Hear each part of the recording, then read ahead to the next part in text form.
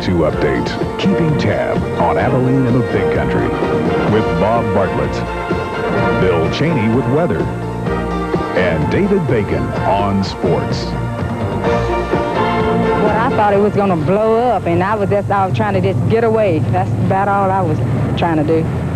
A General Dynamics worker talks about this afternoon when a chemical mix-up cleared out the plant.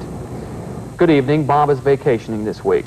Earlier this evening, General Dynamics employees returned back to work. A chemical scare forced an evacuation about 3 o'clock this afternoon. Some 60 people left the building. Others went home while fire officials inspected the area. The accident happened when nitric acid was being pumped into a holding tank. But that holding tank had traces of a bromate substance inside, and the chemicals produced a thick cloud of red and yellow smoke. When combined, the gases can burn the eyes, skin, and lungs. General Dynamics officials say the situation is dangerous when the gases are together in large quantities. But today's incident involved no injuries or serious damage to the plant. Every possible precaution was taken. Anticipating problem, we've made some precautionary measures. That's the reason why you see the suits and you see the people, the employees were evacuated from the facility as a precautionary measure. The Environmental Protection Agency was notified since a safe amount of the diluted vapors were released into the air. Authorities in Las Mochis, Mexico are searching for 7 gunmen who have freed their last hostages in a botched bank robbery. Officials say 3 Red Cross hostages were released after being used during the robbers' escape. In the standoff that began yesterday, 5 people were killed and at least 15 wounded.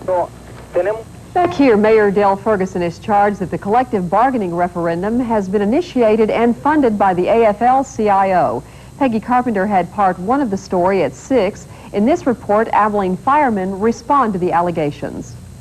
The mayor has taken issue with television news stories that depict a fireman carrying a child from a burning building.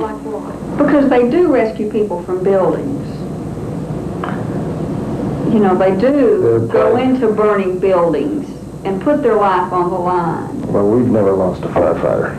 No. So I don't know whether their life's on the line in Abilene. The mayor contends that because union memberships are down nationwide, that the AFL-CIO has targeted Abilene and 3 other Texas towns for labor elections this year. You're saying we're part of like a conspiracy, part of a bigger movement. We certainly are. But firefighters call the mayor's allegations ridiculous. We're a part of what we do in Abilene. Nobody in our international association, state association, our small affiliation with the AFL-CIO do not tell the Abilene Firefighters Association what we're going to do.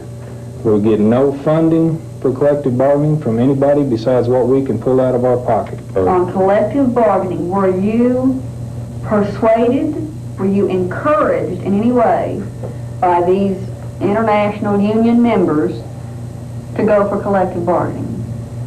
No, and if the mayor says that, that's a lie. The gloves have come off in the fight between City Hall and firemen over collective bargaining. Abilene voters will decide the winner of the bout in the last round, Saturday, May the 7th. Peggy Carpenter, News Tab 32. Members of the Taylor Electric Cooperative held a business meeting at the Taylor County Coliseum today. The group expected to hear a status report on how the co-op is doing after a number of bad ice storms over the winter. What they heard was good news. Customers can rest at ease, at least for the time being, because rates will not be going up. Officials say the co-op had reserves set aside for just such storms. That way their customers are always covered for the unexpected. And now we'll have a commentary by Bill Terry. Let's talk about leadership. A former mayor and lifelong resident of Abilene put it this way. Not very long ago, we were just a little West Texas town. Now we have Dyess Air Force Base, an adequate water supply, industry, 3 colleges, highways, 2 airlines, and more than 100,000 residents. Abilene wasn't an accident. People made it happen. They went out and got them. And that's leadership. That comment was by Elbert Hall. Abilene is fortunate to continue to have outstanding civic leaders, but have we lost our political leaders? Well, the CBG that used to furnish them is gone, not forgotten and brought back regularly as a political label. CBG died when many voters perceived the group as not representative of Abilene as a whole. And in politics, perception is reality. Now that times are tough, and they are, you'd normally expect the city council candidates to put forward positive, innovative ideas to get things rolling again. Hasn't happened. No new exciting proposals from the candidates. Playing it safe? Must be like the story of President Gerald Ford visiting the city. One of the greeters exclaimed, "Welcome to Abilene, Mr. President. The city is yours." Ford replied, "That's great, but can you deliver the vote?" That's the tricky part. The first rule of politics is get elected. And this portion of the update is sponsored by Southwest Savings, Arrow Ford, and Gandy's Dairies. David will continue his series on the Cowboys and the draft. Bill says the weekend will be cooler. And coming up later on the update, some area parents are deeply concerned about occult activity among their youngsters. More when we get back.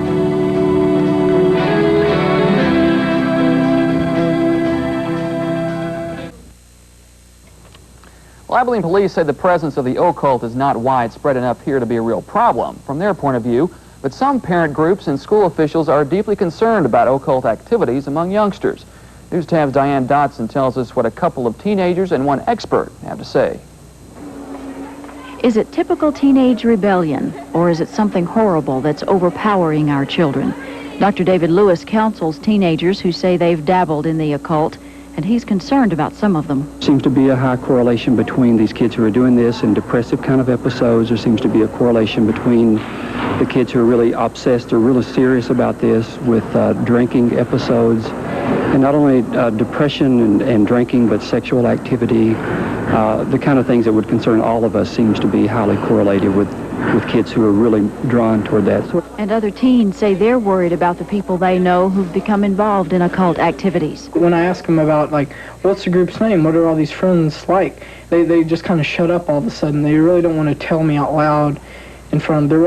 They're really not open to the subject when I ask them the personal questions. People that wear black, and they say they don't eat red meat, and they say they drink blood, and that they worship, Satan and all this. Sean and Lois both say the parents of these children need to talk with their kids, listen to their kids, and find out what's bothering them.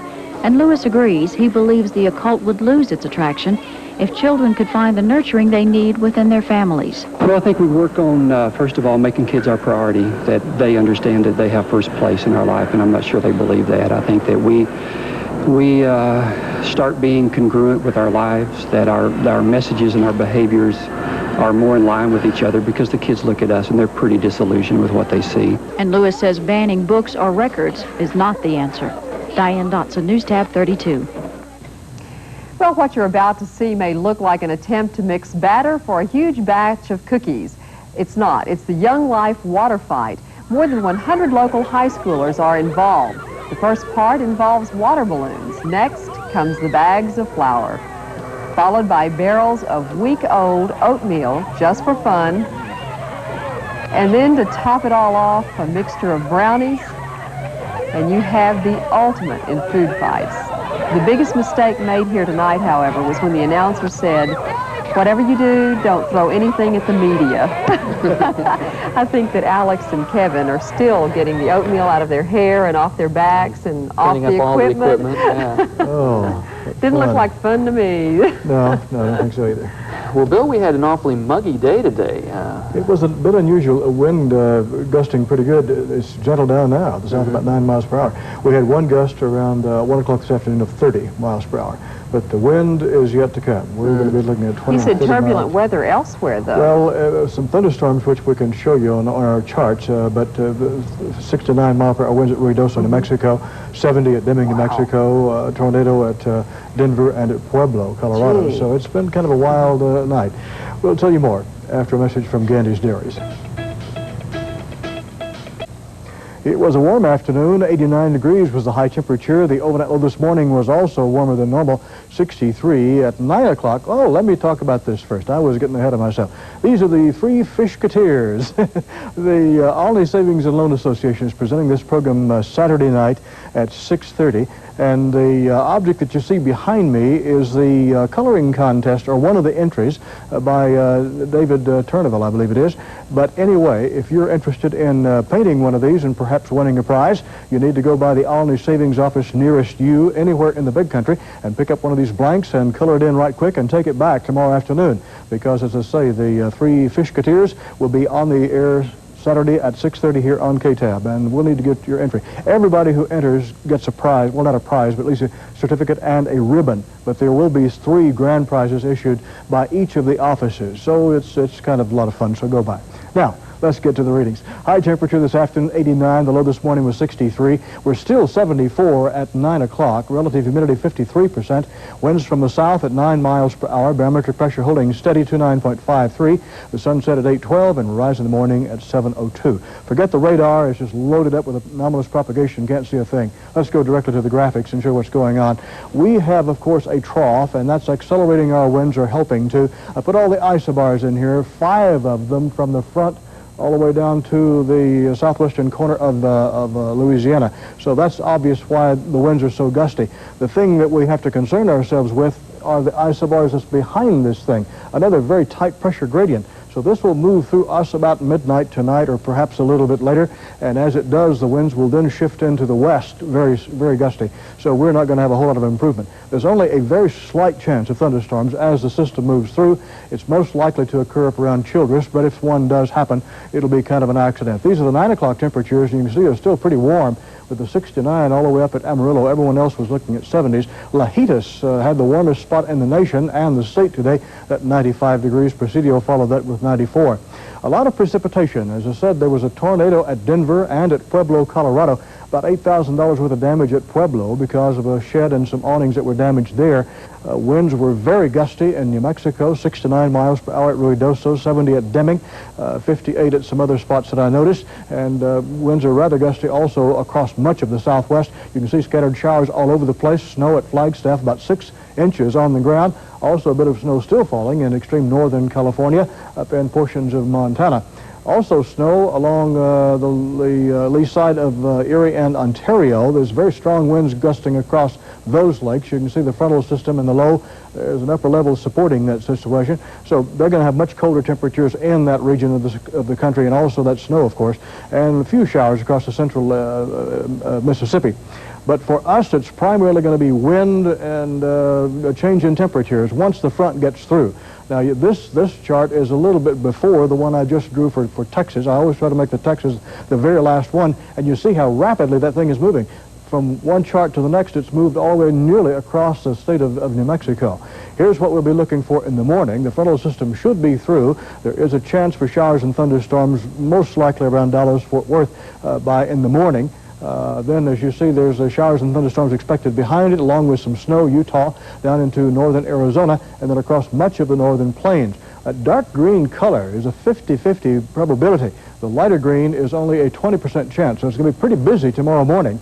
The high-pressure ridge is still controlling the southeast and the east generally, but you see by tomorrow afternoon, the darker green color is up in the central portion of the plains. Well, that's where the upper level is located. This cutoff low was moving from off the west coast all the way across about Colorado and then into the central plains. The last one we had, see, moved down to El Paso and then took this kind of a configuration. So when it did, it drug a good upper level trough through us and we got some precipitation. We're looking for snow to continue across northern Arizona tomorrow afternoon, all the way across the plains, and then of course the major area of thunderstorms will be in advance of that Pacific frontal system.